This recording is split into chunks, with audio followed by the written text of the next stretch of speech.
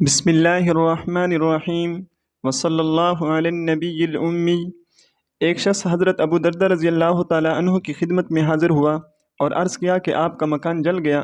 آپ رضی اللہ تعالی عنہ نے جواباً ارشاد فرمایا کہ نہیں جلا۔ پھر دوسرے شخص نے آ کر یہی اطلاع دی، آپ نے فرمایا کہ نہیں جلا۔ پھر تیسرے شخص نے آ کر بھی یہی اطلاع دی، آپ نے فرمایا کہ نہیں جلا۔ پھر ایک اور شخص نے آ کر کہا کہ اے ابو دردہ، آگ کے شرارے بہت بلند ہوئے، مگر جب آپ کے مکان تک آگ پہنچی تو بجھ گئی۔ فرمایا مجھے معلوم تھا کہ اللہ تعالیٰ ایسا نہیں کرے گا کہ میرا مکان جل جائے، کیونکہ میں نے رسول اللہ صلی اللہ علیہ وسلم سے سنا ہے کہ جو شخص صبح کے وقت یہ کلمات پڑھ لے شام تک اس کو کوئی مصیبت نہیں پہنچے گی، اور میں نے صبح یہ کلمات پڑھے تھے، اس لیے مجھے یہ یقین تھا کہ میرا مکان نہیں جل سکتا۔